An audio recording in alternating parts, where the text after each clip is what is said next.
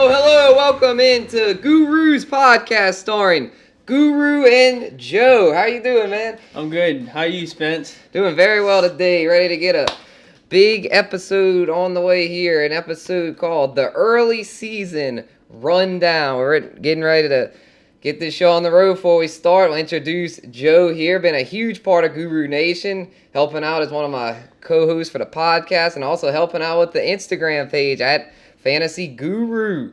So let's get this thing going here. All right, let's start off with the quarterback position. Had a lot of crazy things to start the season, especially the play of Ryan Fitzpatrick. What a crazy deal. He's currently the leading passer. Actually, all the positions have been pretty crazy. I mean, Matt Breida, the leading rusher, Deshaun Jackson, the leading receiver because of Fitz magic, as they like to call him.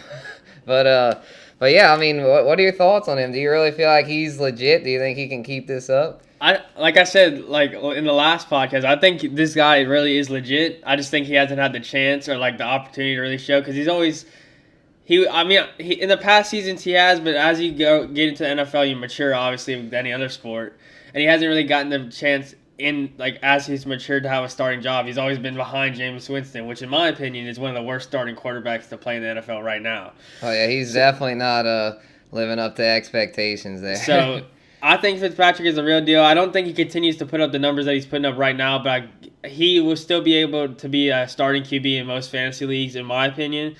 And they'd be stupid to bring Jameis Winston back. If Jameis Winston comes back, then depend on maybe Fitzpatrick sitting out for a week or two because there's no way he's going to be able to put up the numbers that Fitzpatrick has been putting up. Yeah, I just don't see Jameis Winston getting that job back. And I think that's just great news for the Bucs offense in general because with Fitzpatrick at the helm, they just really seem to be excelling. They're now 1-0 defeated the the Saints and the Eagles. They can't beat themselves. I mean, they can, but with Fitzpatrick at the helm, that's a good. That's been a theme, but yeah, exactly. When Winston was the quarterback, they'd lose a lot of those close games. Where with Fitzpatrick there, that's really helped them out.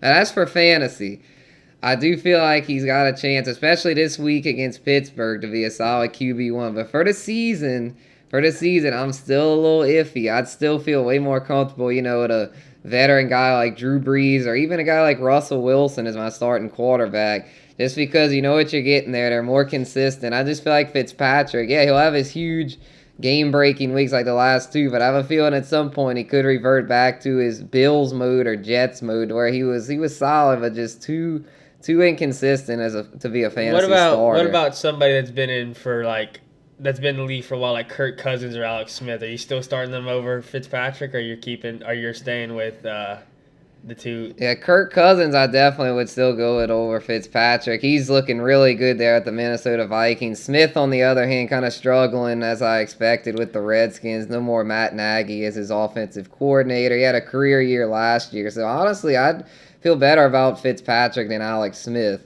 But as for Kirk Cousins, I feel like he's the real deal there. And some more quarterbacks, too. Honestly, my top-rated quarterbacks before the season, Aaron Rodgers and Russell Wilson, off to kind of rough starts. Russell Wilson's O-line just not looking so hot. Doesn't have much time to throw. Aaron Rodgers got hurt week 1. Is back now, but with his knee kind of banged up, is it cause for concern for Rodgers and Wilson? I'm not so much concerned about Rodgers because Rodgers always seems to shake back, and an injury, you get over an injury and you play back to the same value as you were. Whereas Russell Wilson, he's got to deal with that O-line the entire season, and they just look horrendous. He looks like a terrible quarterback, but it's not his fault. It's his. He's still putting up decent numbers, but he's nothing compared to what he used to.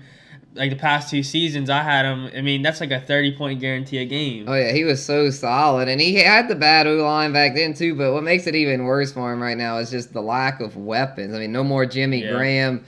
Doug Baldwin's out. I think when Baldwin comes back, he could do a little better. So I feel like he's a good buy low candidate. However, this week, he's still not going to have Baldwin facing a really stout Dallas Cowboys defense. So I'd recommend starting a guy like Fitzpatrick or a Kirk Cousins over him this week. But I feel like for season-long fantasy, he's a great buy low option. You could probably, if you have Fitzpatrick, then you could probably swap him for Russell Wilson, and you'll feel good for the rest of the year, knowing that you have a rock solid QB1. Now back to newer QBs. What do you think about Patrick Mahomes? Ooh, man, Patrick Mahomes. It's a good one you brought up there because he has really been lighting it up. He's basically been the Ryan Fitzpatrick of the AFC, the way he's been throwing the ball. He's been on fire. I believe he's got 11 touchdowns in 2 games, which is 10. It's just or 10. Yeah, it's just ridiculous right now. The way he's throwing the ball at 6 last week. I mean, the guy is just on fire. Has a lot of weapons, especially Tyreek Hill there. Also has Sammy Watkins now, Kareem Hunt, Kelsey, the rock solid tight end. He has everything set up in his favor, and he's a gunslinger. He really airs it out, and he's looking like the way Deshaun Watson looked last year. Watson kind of cooled off so far this year. I still believe in him, though. But as for Mahomes, I think it's time to just admit that he's a legit QB1 for fantasy football. Like, if you have him, he's basically a must start unless he's like at Jacksonville or at the Rams. Even then, it's still. Yeah, it'd be tough. They just have so much firepower. Exactly. Like, it'd be tough to sit him. They're like this. It's like exactly like the Saints. Like, they have a terrible defense. Well, the Saints aren't as bad as they used to be, but they have a terrible defense. And then when it comes to offense, they just have so much firepower that right. That's the only reason they have any competition against anybody. Yeah, that's what's really fueled the Chiefs are undefeated actually, but because of Mahomes. Yeah. Like, I mean, their defense is really taking a step back. If Alex Smith was their quarterback. No disrespect to him, but I don't think they'd be 2-0 right now because their defense it's unfortunate for Mahomes, but it's fortunate for his fantasy value, not for his real life value. It might cause him to turn the ball over a little more, but in fantasy, he's getting so much volume there throwing the ball that he's a must start every week now. So that pretty much wraps it up on the QB aspect of fantasy football. So let's move on to like the running backs. Yeah, the running back position will be up. Next, the other quarterbacks we can just briefly touch on. There's guys I'm not really buying. Blake Bortles, Andy Dalton could be solid, but I'm not really buying them. Don't trust them as your QB1. So yeah, like you said, man, let's move on to running backs. This is the most important position in fantasy football because I know as you've witnessed with some of your teams in the past, it can be rough if you don't have solid running backs. It's pretty bad, especially whenever you trade for a running back and he injures himself and you're left with Latavius Murray as one of your main running yeah, that backs. happened last season with the Dalvin Cook unfortunate injury there. I actually just acquired him in that league, so I'm hoping it's not deja vu as far as that. Just hoping that he can. I believe in Cook, though. He's looking solid, but he's has a minor hamstring, shouldn't be too bad, but the running back that's looking like this year's just really frustrating guy to own is Le'Veon Bell for the Pittsburgh Steelers. That situation's getting uglier by the day. Just doesn't look like he has any intention of reporting anytime soon. And it's just getting to the point, if you're a Le'Veon Bell owner, is it time to just cut your losses and trade him away? And, like, at this point, the more and more you wait, the more it's going to suck on your part and, basically just suck on your part because every week he sits out is the week he's losing value. So, but if he doesn't play for 6-7 games, he's not going to be worth anything. He's going to be close to worth a 4th or 5th round draft pick, if even that. Yeah, and by the time he comes back, he might not be ready to roll. He might who knows what he's doing in his off time. In the off season, they showed him he was just going out clubbing all the time. Who knows what he's doing right now? He claims to be training, but we don't know that. So he's just not someone. Fortunately, I do not own Bell in any leagues. I'm in multiple leagues, a ton of leagues. As Joe here says, I'm in almost too many. Yeah. But Le'Veon just is a guy I stayed away from, and I'm glad I did.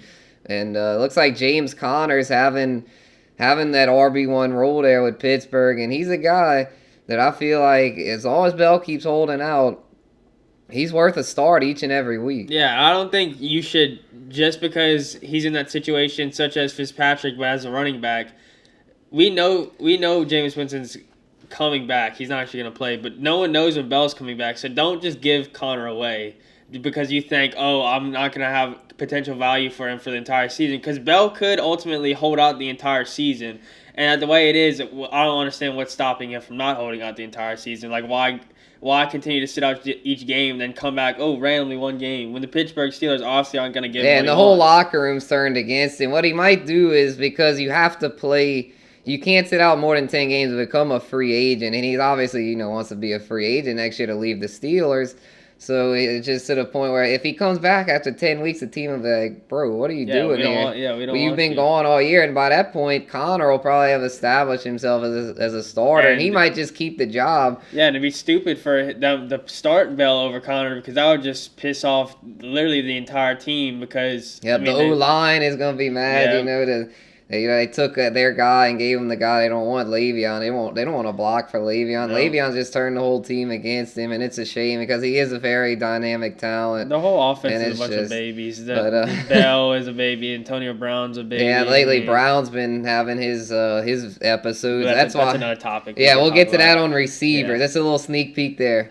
Juju on that beat. Let's just say that. Let's just say that. We'll get to that later. But yeah, Connor's a guy you definitely would want to get good value for him. And another running back that took off this week, the league's leading rusher now, Matt Breida. What a story there. I mean, Jerick McKinnon went down, torn ACL. I said in the offseason, Breida could be a good guy to stash because McKinnon's not used to handling a full workload. Unfortunately for him, didn't even get the opportunity to showcase his talents. But Breida looks like he's taking over there. Still a committee right now at Alfred Morris. But, man, if Breida keeps running like this, they're going to have to make him the workhorse. And it's weird because, like, even though Breida's the leading rusher right now, he's kind of going under the radar, along with Chris Thompson as well. Chris Thompson not as much. No one really asked anything about Breida. Like, for example, in our league that I'm in with Spence, Breida's obviously he is the leading rusher in the NFL right now, and he wasn't claimed on the waiver wire. Literally after waiver wire was done, or all the claims had went through, Breida was just sitting there, so I just snagged him off the waiver wire. So I got him. I got Phillip Lindsay in that league. That's a different topic. I'm a little higher on him, but yeah, Breida is just he's looking very strong there with the 49ers, and Alfred Morris isn't really much competition. So I feel like Breida, while he's not like an amazing receiver, he's still good enough in the passing game to where Kyle Shanahan, you know, they like to throw there in San Francisco. He could still catch some balls out the backfield, or he looks like he could be a solid second running back for your squad down the stretch, especially if you had a guy like a Devontae Freeman or a Joe Mixon go down. And then, yeah, Chris Thompson you had mentioned. I feel like he's a guy, he did nothing on the ground, but he caught a ton of balls, 13 for 90-something yards. I feel like he's a guy, in PPR formats, he's proven himself to be a week in and week out starter. He's like another receiver because you know how many yards he rushed for last game? Like one or so. It was bad. I mean, he did not run at all. So for standard scoring, stay away from Chris Thompson. Yeah. PPR scoring, no, you get like 10 to 15 extra points some weeks. I mean, that's incredible. I mean, obviously not as good as like run CMC McCaffrey or Saquon Barkley, because those guys can do it on the ground as well. But because of Thompson's elite receiving ability out the backfield, he's still a guy in PPR formats as a running back. He's a guy that's definitely worth a flex or RB2 a lot of weeks for PPR. This guy looks legit in that offense. They're probably going to get behind a lot throwing those little dump offs. And then another running back, he's another big name. We had mentioned Le'Veon Bell, but another big name that's off to a bad start, David Johnson. The whole Cardinals offense just looks discombobulated. They haven't moved the ball well at all, and it seems to be affecting David Johnson's play. And I'm starting to wonder, is it time to panic on DJ? I think I'm giving him one more week. If he if he does not do good next week, then you have to get rid of him for as best value as you can. And you can't be.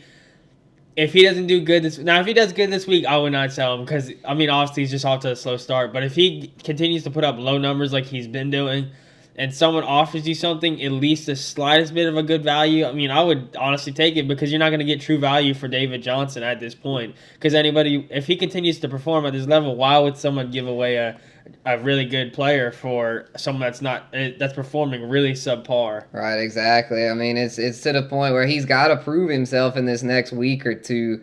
I'd maybe give him 2 more weeks, but even then, it's like, it's just getting kind of nitty-gritty. The Cardinals as an offense have to show something, and I think they will this week. I think they'll do a little better, and that's going to really, because they have had tough games the first 2, especially last week against the Rams. That was just a rough one altogether. And, I mean, it was pretty much over by halftime, so they probably didn't push DJ too much, but, I mean, he's going to have to put that team on his back. He's going to have to prove himself, but the good thing is, I think their offensive coordinator's kind of realizing that they haven't really been using him properly. I think once he realizes that you've got to run him more outside, like outside the tackles in space, and then also throw to him a lot out the backfield to really take advantage of his skill set. And once they figure that out, which their OC's not the best, but once he wakes up somewhat, I feel like he'll at least be a low end RB1. Probably won't finish as that top 5 elite guy the way it's looking, but I still think he's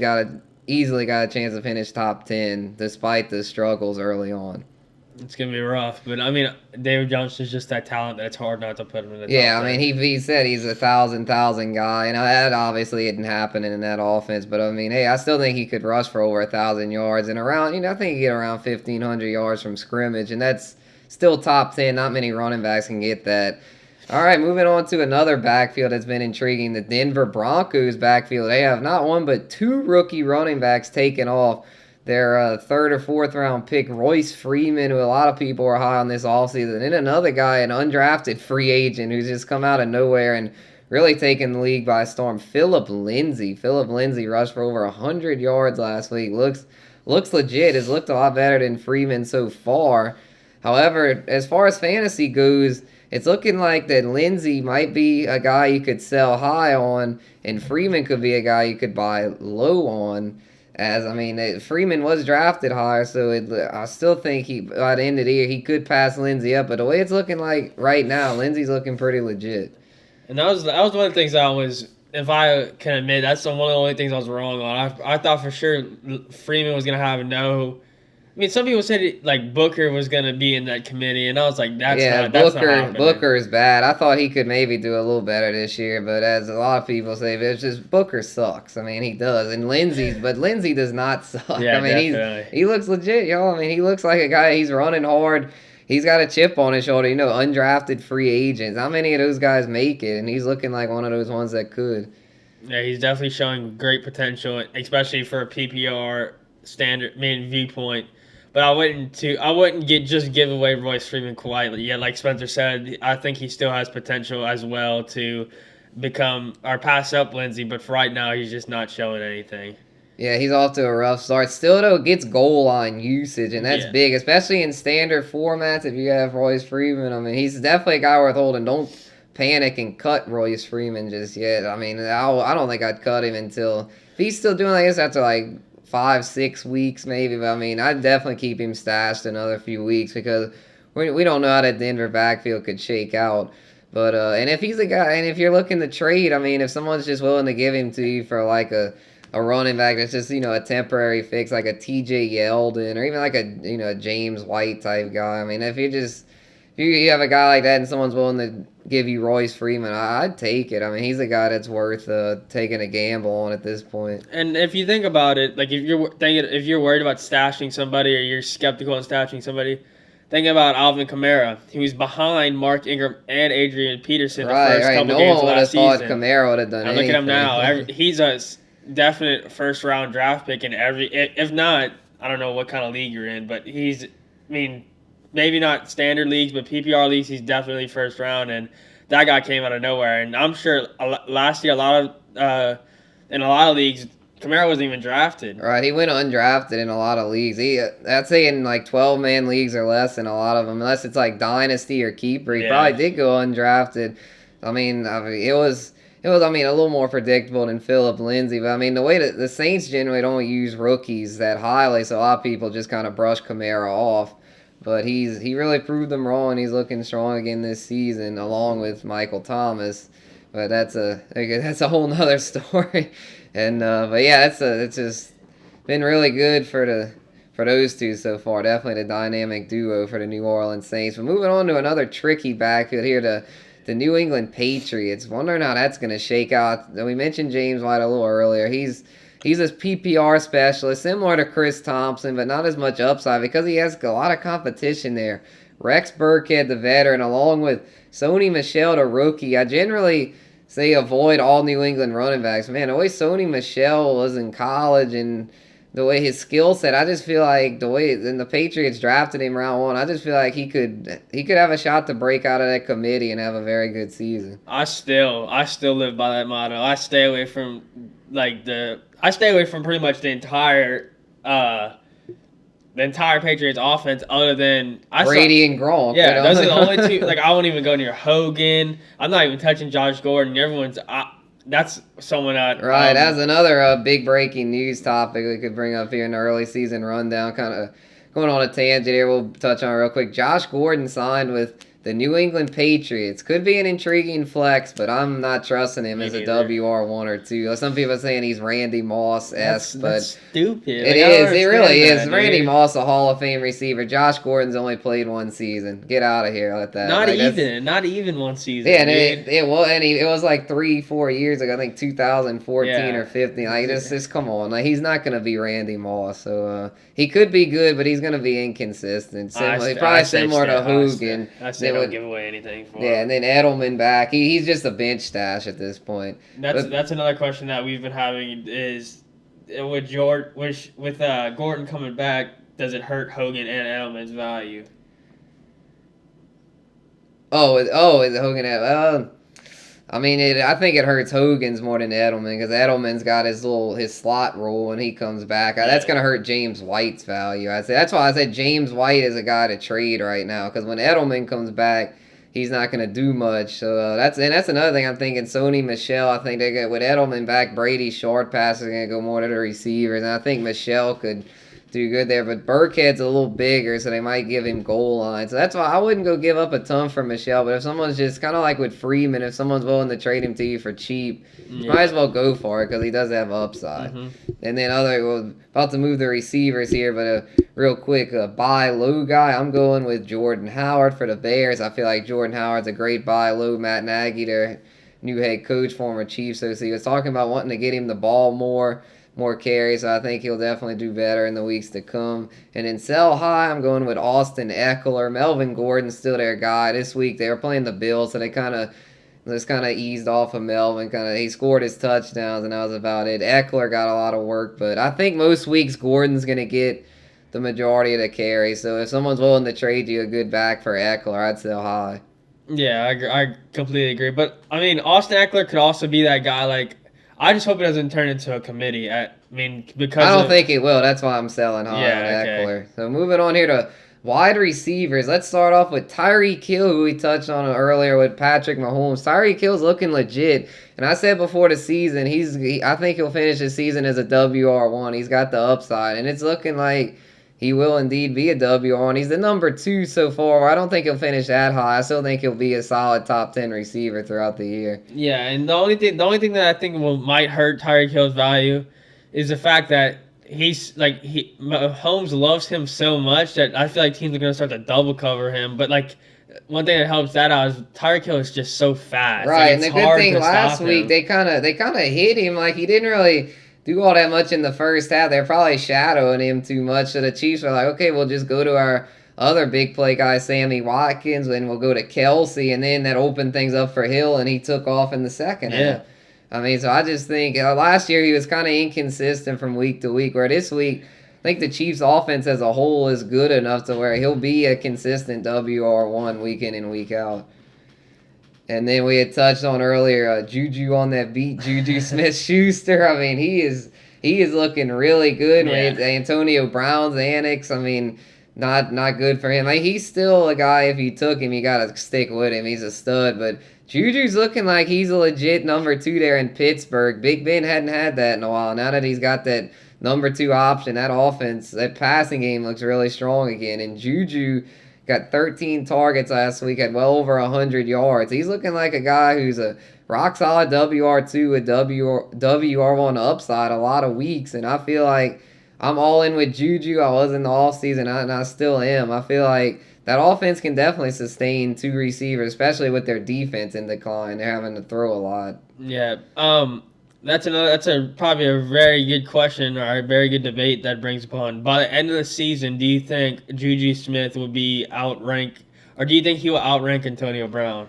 He very well could. As crazy as that sounds, I'd still have to go with Brown. I'd give the money. I'd put my money on him, but man, Juju, it would not shock me at all. I wouldn't put big money on it because it wouldn't shock me at all if Juju comes up and ends up as their number 1 guy. I mean, he's just incredible now. He's shown the first 2 games that he could be if he keeps it up. This is another thing I hate keep going back to Fitzpatrick, but he's just like a prime example for every position. Like if he keeps doing like this, I mean, he could Yeah, and be I mean, top I think value. the Pittsburgh offense has more of a chance to keep this up. They've done it before. Yeah. Tampa Bay's offense had never been like this. I don't think it's going to sustain. And then another receiving duo that's been interesting so far: Emmanuel Sanders and Demarius Thomas. Got a new quarterback there in Denver, Case Keenum. He really seems to be liking Emmanuel Sanders over Demarius Thomas. Thomas actually got a few more targets last week, but Sanders did way more with his targets and catches. He seems to have a good rapport with Keenum, filling into that Adam Thielen slot role, that role in which Thielen really excelled in last year. So I feel like at this point, I'd go with Sanders over Demarius Thomas. I would as well. But one thing I think that's going to happen is they're going to alternate, and that's. I mean, if you have both, that's a good. But it's kind of iffy with me because I don't think Sanders is his guy quite yet. It hasn't proven to me yet. But I think that they're gonna.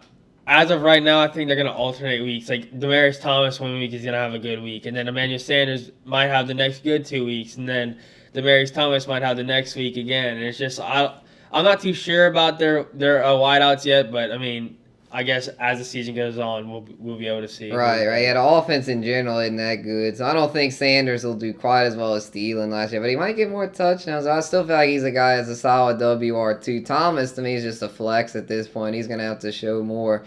But, man, how about that Vikings receiving duo? They have Kirk Cousins now upgraded at quarterback. And, man, the Adam Thielen and Stephon Diggs both off to incredible starts.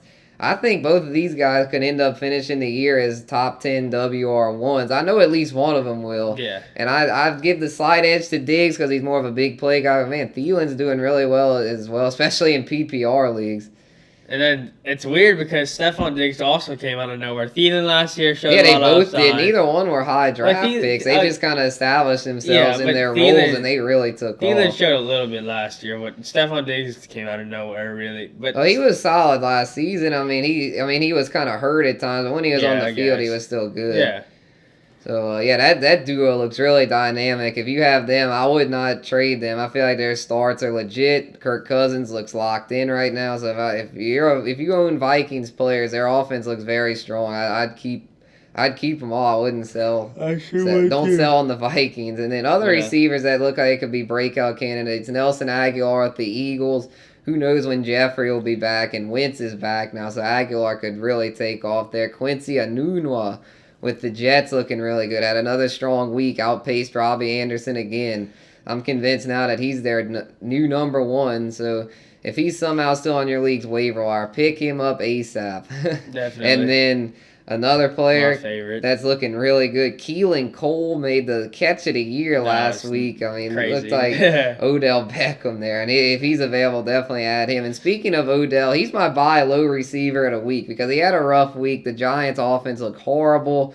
But I still feel like he's going to be a top 5 receiver by year's end. Other than Saquon, who got them garbage points because Eli Manning didn't know what to do, so he just dumped it Right, off he's to just him. dumping it off. But they're going to have more time. Dallas is a really tough defense. They'll have more time to throw in the weeks coming up. That'll allow Odell to excel. And then a receiver I'm selling high on is Deshaun Jackson. I know the Fitzpatrick thing is really taking off, but I just feel like Deshaun depends a little too much on the deep ball, and while he's still a guy that's a solid flex, he's not going to be a top 5 receiver. Definitely not going to lead the league in receiving yards. So if someone's willing to trade you a guy like Odell, I definitely would take it. Definitely. And then another one I'm not too big on is Kenny Golladay. He's off to a great start there, has a lot of talent, but the Lions' offense concerns me. Stafford not looking too hot. All their receivers just kind of inconsistent. I mean, so Golladay, he's off to the best start, so he'd be the one I'd look to sell high on at this point. And then to cap it off here, we'll discuss tight ends here real quick. Tight ends generally not too important. You can usually find some on the waiver wire. But how about Will Dissly? I mean, he's looking like he could be the real deal. No more Jimmy Graham. Already has 2 touchdowns, big target there. I know he's a rookie. Rookie tight ends generally don't excel, but as we saw with Evan Ingram last year, sometimes they have exceptions to the norm. And the reason why I like tight ends is because, like, if you go, like, as you get into the red zone, it's almost like as a tight end the tight end, whenever your team goes into the red zone, I'm sorry, I'm trying to get my point across, but the words just won't come up. It's just like, like your chances of your tight end getting a touchdown go up 50%. It's just like tight ends like anywhere else Yeah, in the field. the big body and just go up and grab Yeah, it. anywhere else in the field, like, we ain't getting the ball. But as soon as you get Yeah, to the red zone, especially it's like, oh yeah, that's what Jimmy Graham did last year with Seattle. They didn't really have many big targets there, and Disley looks like he could be that guy. He looked like he was gonna have a dud game, but then Wilson got Right in it the to him red there at zone, the yeah. end. I mean, and I feel like he's a guy that's he's just a rock solid Yeah. start at this point. And then another guy, this one is I'm even higher on. I feel like this guy's super athletic, could have a huge year. Is OJ Howard, another Tampa Bay Bucks player, has a change the show to Bucks hour. I mean, the way their offense is taking off. But it's crazy. like it's great for fantasy though. I mean, to see an offense do this because that just really helps their fantasy players out. And then OJ Howard's looked really strong. Hadn't been targeted too heavily because of their receiving core, the big three: Mike Evans, D Jackson, Chris Godwin. But Godwin's a guy you could add in your waiver wire if he's there. But man, OJ Howard is just really taken off. I added him in some of my leagues in which I had Greg Olson, and I'm glad I did because OJ Howard's really taken off. And I feel like he's a guy with top 10 tight end upside, potential top 5. I mean, he's just so athletic. He was considered by far the best tight end in the draft last year. Just didn't really produce, but like Cameron Brate kind of just a side piece right now. Hadn't caught a pass so far. Probably just more of a blocker. Yeah. I feel like Howard is a guy that could really take off this season. And he's definitely worth a pickup in leagues. And then we'll cap it off here with a tight end tandem that's pretty solid there in Indianapolis, Eric Ebron and Jack Doyle. However, I don't know about you, but I just don't feel like either one are very good for fantasy because they just seem to cancel each other out a lot of anywhere weeks. you go, first of all, a committee at any position is really, really bad. Like in tight end, that's just even worse. Ugly. That's what messed OJ Howard up last year. It was just such a big committee with Brate. So I would say if you could stay away from both of them, but if you were to pick either Doyle or Ebron, who would you pick? It's kind of, I'd say for PPR leagues, Doyle's going to catch more. I'd go with him. But for standard leagues, Ebron's more that big body getting the touchdowns. Yeah. I'd go with Ebron. So Yeah. it's kind of splitting hairs there. Yeah. And then buy low tight end, I'd go with Trey Burton, another Bears player. But I feel like Mitchell Trubisky's still not 100% comfortable. And he's not terrible. He's never going to be like that elite star QB that a lot of people thought. Not going to probably live up to number 2 pick of the draft, but I still feel like he could get that offense pretty good. I mean, Allen Robinson's already taken off there. Now, Burton's, I think, going to be his number 2 target a lot of weeks, so he's off to a slow start, but I think he'll get it going. And the tight end I'd sell high on would be Jesse James of the Pittsburgh Steelers. Had a big start last year, but they traded for Vance McDonald and last year at the end, and he's a guy, he was hurt in the offseason. Once he gets comfortable, he's the better receiving threat, so I wouldn't buy into Jesse James. He's a fluke, I feel like. Stay away from him. He's a blocking first tight end. He's kind of had to be forced into a pass-catching role, but I feel like McDonald will eventually take that job. I agree with everything you're saying, Spence. Alrighty. All right, y'all. That wraps it up here for the early season rundown. Appreciate y'all tuning in. We're out. See y'all later.